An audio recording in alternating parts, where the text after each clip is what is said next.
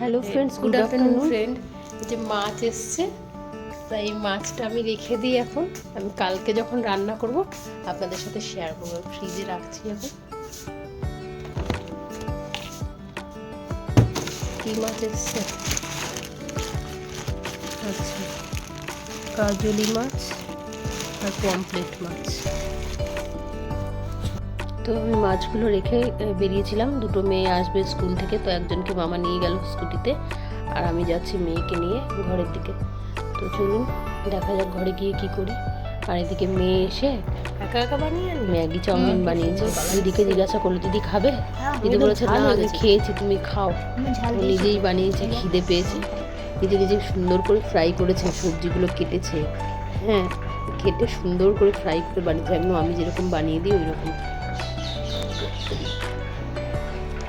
আমাকে বলছে মা একটু টেস্ট করো। তো আমার আজকে ভাত খেতে দেরি হয়ে গেছিলো, তো আমি টেস্ট সত্যি খুব ভালো হয়েছিল খেতে। আর এখানে আমার খেয়েগুলো আমি জামা কাপড় তুলতে এসেছিলাম, ওগুলো ভেজাও ছিল, মেলে দিলাম। আর রান্না করেছিলাম আজকে।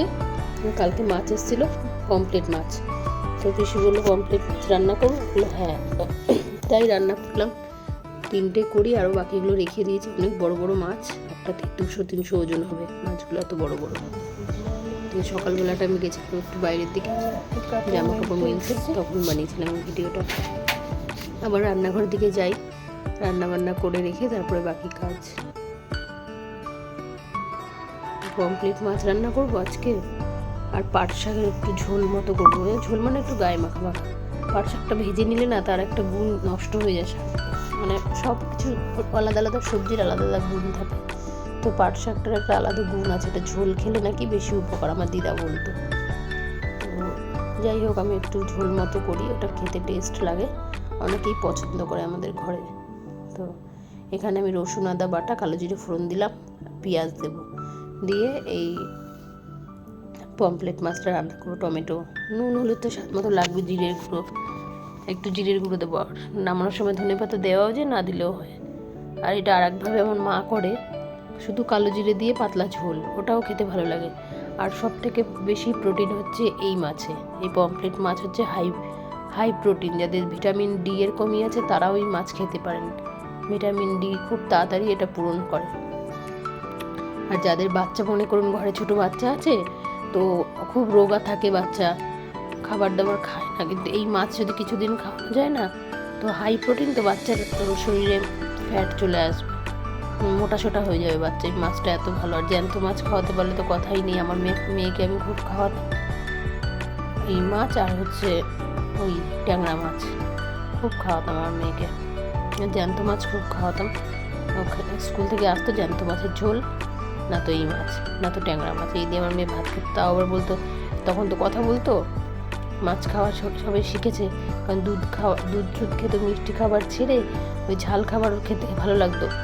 তো ঝাল মানে নুন হলুদ আর নুন থাকা টাইপের খাবারগুলো। মাছ দুধ খেতে চাইতো না, স্যারেলাক ওগুলো, মিষ্টি কিছু খেতে চাইতো না। বড় যখন একটু স্কুল যাওয়া যেত, যখন শুরু করলো, তখন কি করব, মাছের ঝোল খাওয়াতাম, তো খেত। আবার বলতো ট্যাংরা মাছের ডিম না থাকলে সেই মাছের স্বাদ হয় না। মানে ট্যাংরা মাছের ডিমওয়ালা ট্যাংরা মাছ আর পাবদা মাছ আমার মেয়ে খুব ভালো খেত।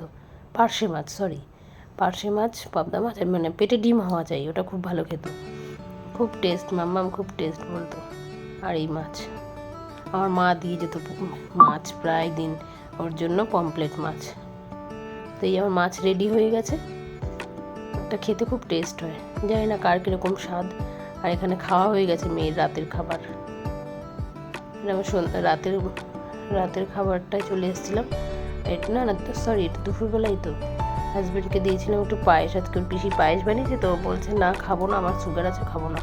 আর আমি এখানে লাউ কাটছি, মাছ হয়ে গেছে, লাউটা করবো নিরামিষ, বড়ি দিয়ে লাউ করব, ধনেপাতা দিয়ে, আর মাছ করব, আর কাঁচা কলার কোফতা করব। এই আজকের রান্না হয়ে গেলে স্নান করে পুজো পাঠও আছে।